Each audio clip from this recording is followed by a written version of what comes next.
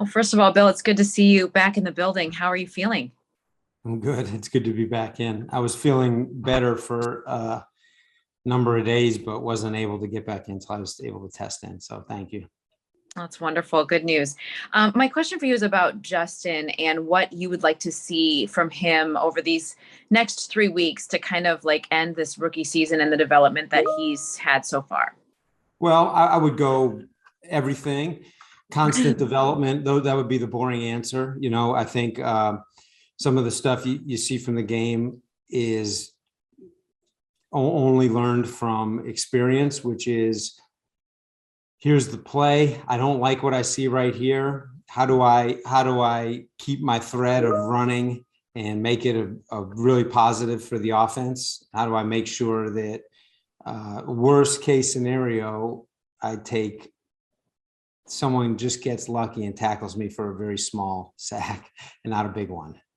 I just think as an offense, you see the big errors that hurt us. But no, I'm all excited about continued growth, continued development, coach every detail. It is, like I said, that the first answer was the boring answer. It is a little bit boring because it's just a grind.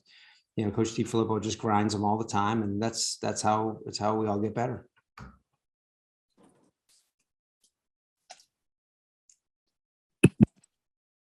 Hey, Bill.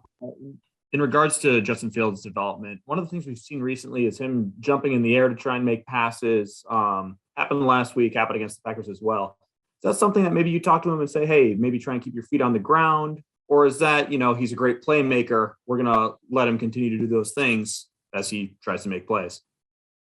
Every time you can take the drop, set your feet, make the throw to the first read on time, you ought to do it. I think Justin understands that. And I think as coaches, we do our best to call the plays at the time when, hey, the first read is open, because now it's better for the protection. It's just better for the timing that the ball is out. Everything's timed up, but only a certain number of plays in the game are going to be like that. So when it's time to move off of number one to number two, it's just a matter of, okay, can I just reset my feet and get number two thrown? Is enough of it covered? Or do I feel something in the pocket that I have to move? And then once you get further on in the play, his athletic ability is just going to become part of the play. And I think it's not only going to be running, but it also could be, how do I get the pass delivered? The key is to throw it accurately, I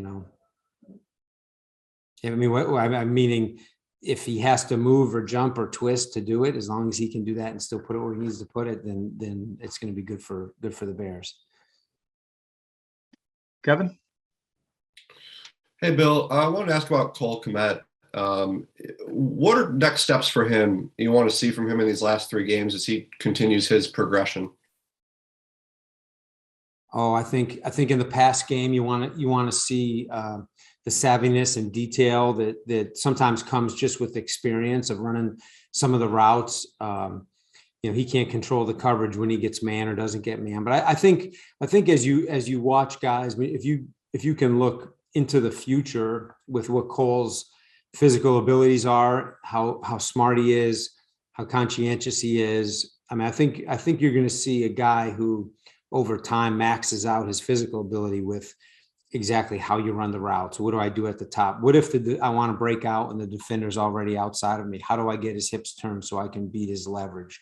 If I want to run a stop route, how do I make him believe that it's full speed down the field route and then put the brakes on better than him? So just all those little details. And I think now you can go back and watch and see all those things happening on film from year 1 to year 2. Those things are happening. And it's just that growth, I think, of the savviness of an NFL route runner, and his ability to do that, I think, is fantastic, because, like I said, he's a smart guy and he's going to work really hard at it. Dan? Bill, on the failed 4th and 1 late in the third quarter, how extensive is the cleanup process for you guys in terms of all the things that you dig into and look at it, why that play didn't get executed the way it should have? Well, it's probably not fair for me to speak specifically to that one. I could, but Yeah, it's probably not fair for me to speak specifically to that one. I think the cleanup and the details are that's kind of our job. And when it's not done correctly, there's disappointment that whether it be because of, for whatever detail didn't get it done. But I think if I'm thinking of the play that you're thinking of, was it the rollout by Justin to his right? Yes. Yep. Yeah. I mean, I think as a group, we would all say we feel like that was an opportunity we let go. The red zone issues, obviously, the inconsistency and the struggles down there aren't anything that we haven't talked about in the past. What is your diagnosis on why that continues to be a persistent issue? Well, I think let's say you get the ball across the 20 and you're in what the league calls the red zone, right? You got two choices. You can, hey, let's at least in the pass game, right? You can call something that's a shot at the end zone, take advantage of what we've seen and get the ball into the end zone from whatever depth I am. Or you can call in the pass game a completion play where you think you can get the ball in someone's hands and then let him work after the fact with the ball in his hands. But whichever of those you choose, or if you go the other way and choose to run it, you'd like in all those scenarios for guys to understand that where the ball is, obviously be realistic about the issues that we've had, and just have a mindset that we've got to get this ball moving. We just have to keep advancing it towards the goal line. So if it's not one of the plays where you've thrown it into the end zone, that's okay. You don't have to throw it in the end zone every time. But when we hand it off, we're doing it to get the ball closer to that goal line and just make it, fight for every yard, make every yard count when the ball's in our hand afterwards. But unfortunately, we've had too many times when we've gone backwards instead of going towards the goal line. And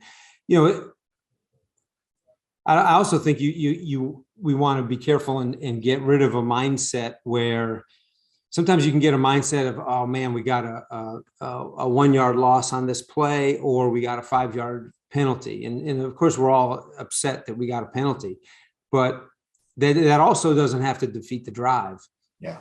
Now, when you get a 14 yard go backwards, it's harder obviously than a 5 yard go backwards. So I think some of it is also just a mindset of there is going to be adversity at times as far as, especially when we cause our own error, but okay, well, so what, now what, let's overcome it. And let's just keep that thing moving towards the goal line. I know it sounds simplistic and maybe we have that, but obviously we're not putting it into action. Colleen?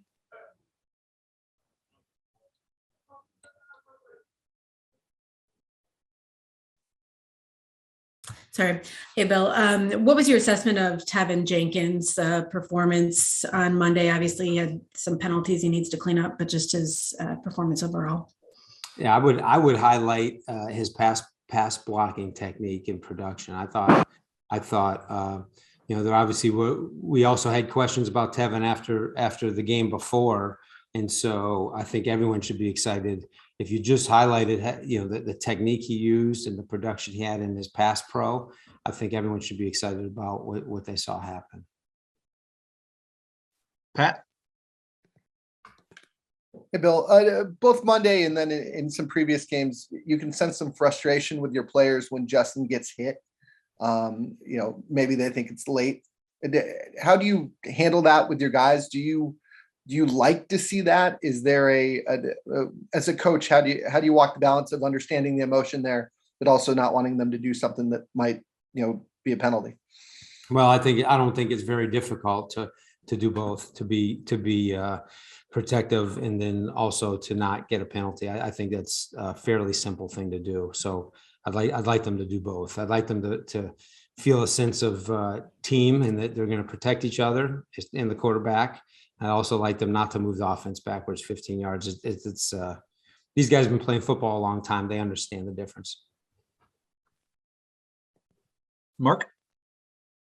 Hey, Bill, when your team's out of the playoffs and obviously the uncertain future for a lot of people, what do you specifically want to see the offense accomplish that would be most meaningful for the Bears in the last few games? Well, Mark, I've been in this league enough to always feel like the future is uncertain. I just think, are you driven by a sense of competition? Are you driven by a sense of wanting to be the best? Are you driven by a sense of wanting the feeling when you're dominating on the field and you're contributing to the win of the team? I mean, to me, that's what motivates. That's what gets guys who are professionals to want to be the best and to want their peers. I think, someone talked about that a long time ago when I was first in this league. And I do think it's true. I think, you want your peers to turn on the tape, whether you're a player or a coach, and to have a certain respect for what they see from you on the tape. And wins and championships, I mean, obviously are the goal, but the motivation, I think, on the inside is a desire to be great. And hopefully that hasn't changed for anyone. I guess what I'm asking is there still time for this offense to click? People have been waiting for that for all year with Justin. And is there still time for it to, reach a new level, I guess? Well, that's the goal. I mean, that's the every time we go out on the field, it's with one purpose: to score a touchdown. And when you kick a field goal, you feel a little bit disappointed because you didn't reach your ultimate goal for that drive. And if you don't score either, then you failed. So you're asking a big picture question, Mark, and I'm giving you like a more of a not as much of a big picture answer, but I guess I just don't look at it the same. I'm just being honest. Yeah. Okay, thanks. And got time for one more, Dan?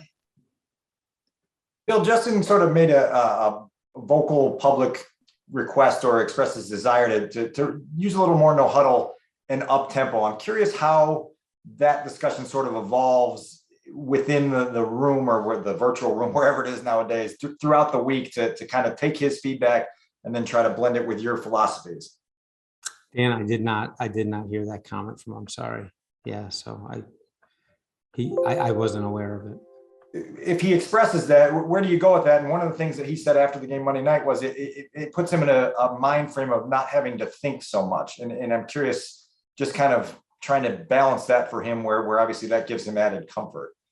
Well, again, I can't comment on what he said because I didn't hear or read the comments. When I hear that, I'm real careful because I personally think he's a very intelligent quarterback. He spends a lot of time preparing, so I'd hate to get into that. Using the not thinking. Thinking less. There are different rhythms of the game. Obviously, everyone in the league has some version of a 2-minute offense, and people have different versions of no huddle offense. And some guys are more or less comfortable in that rhythm. So if that's what he was referring to, it doesn't surprise me at times, especially I think when you hit frustration levels as an offense. I'm not talking about Justin in particular. This is to me, even as coaches, we've done this. I mean, we've come out of games with frustration here and at other places and discussed, would we be better doing some no huddle? Hey, at the end of the half, we really moved the ball well in our 2-minute offense. Maybe we should start the third quarter that way, or maybe in the middle of the first quarter, we should do it. So there's probably not a place where I haven't stopped, or at some point, even a coach has made the same statement. They've never said because we don't want to think, but they've said, that rhythm that we were playing with, the plays that we know really well that our guys are used to executing under pressure, it helped us in this game. And so there's been a lot at times there's, I guess you'd say wondering out loud, man, should we just do that more? So that doesn't surprise me. And again, without having been privy to the conversation, that's probably the only way I can comment on it.